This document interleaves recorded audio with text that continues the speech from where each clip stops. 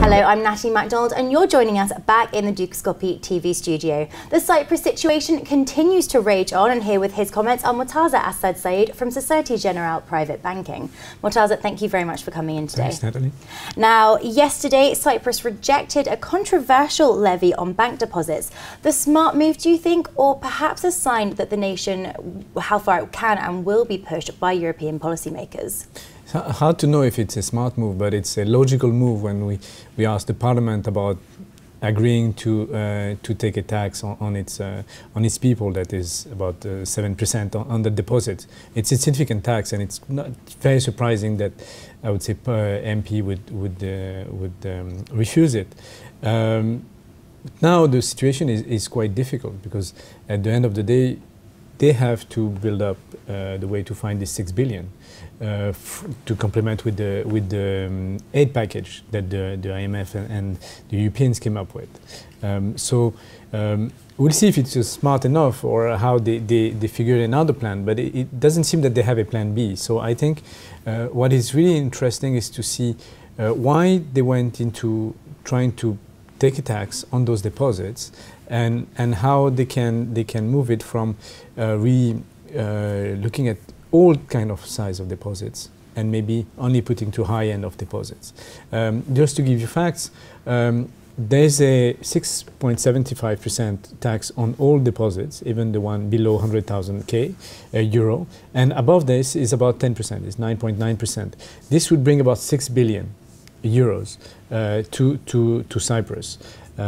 This is very significant in terms of compared to GDP. GDP is about 3 to 4 times this amount. A little bit less than 3 times, in fact. So it's not like small money. They will have to find out this money, and it doesn't seem that the Europeans want to put this amount after they put the 10 billion. So I think the next few days are very crucial, and it's very likely they will stick to depository tax, and maybe just move the level and make like steps for 20k or 50k or 100k.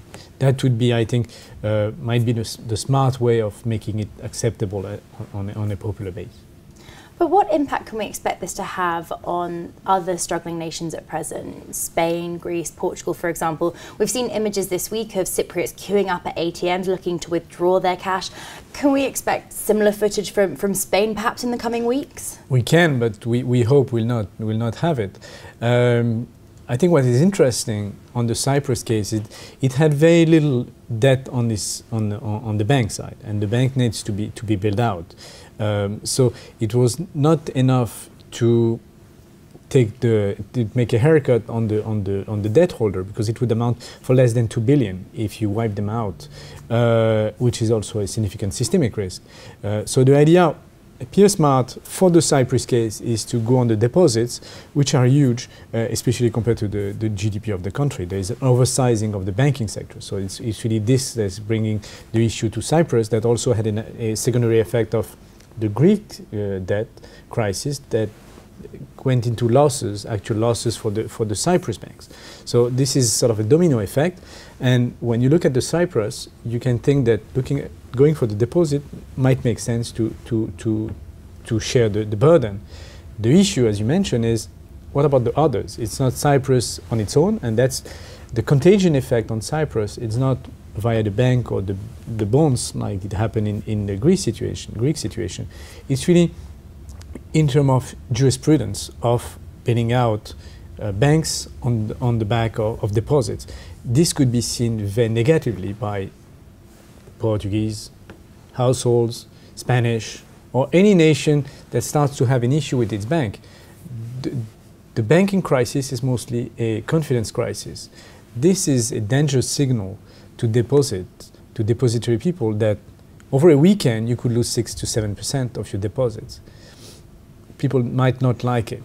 So this is really what we have to focus. We have to focus, and that we are much more cautious on the street reaction, the main street, instead of Wall Street. We do not really find how the market is taking the news as the most relevant news. We are really thinking about what the main street is, how Main Street is behaving on that news.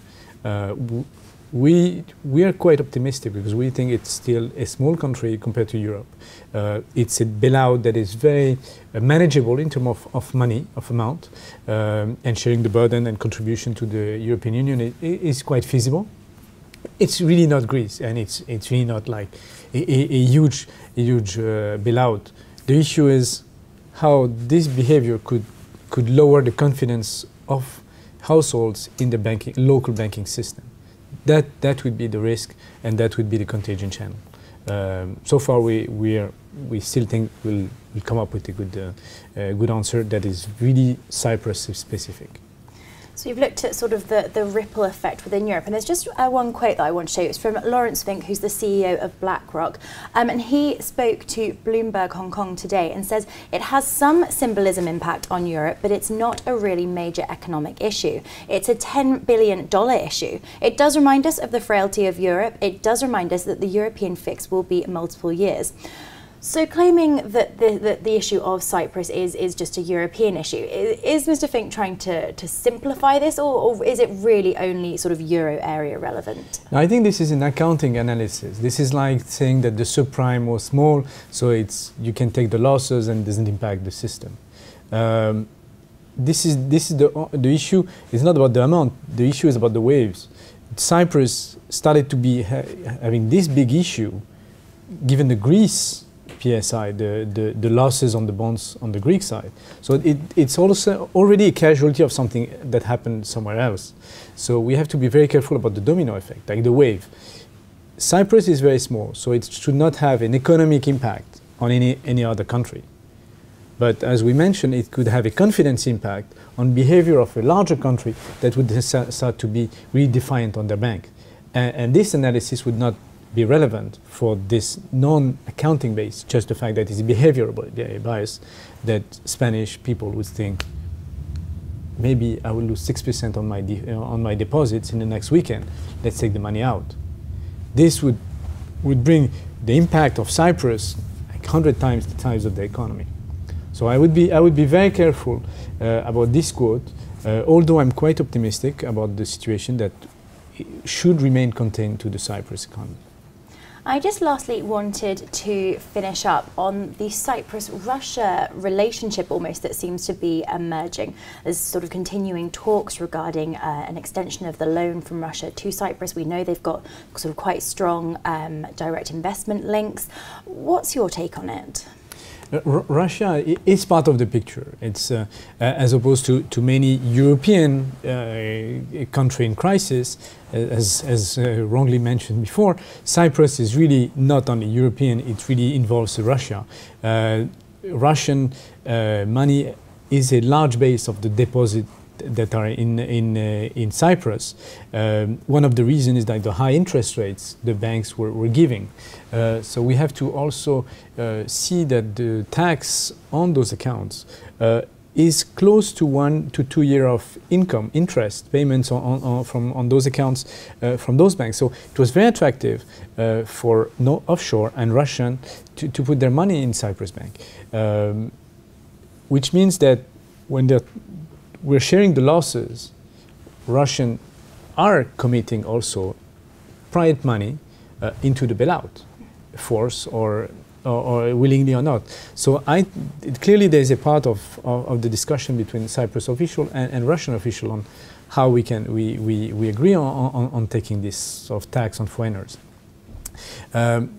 So this is the issue they have currently, and it's very likely they're going to manage, because the Russians, I think, they can take the losses, especially in private money. The issue is that this money from Russia overextended the size of the banking sector in Cyprus, which make them unmanageable by the public sector. They cannot be nationalized because it's too big for the government to handle over those banks.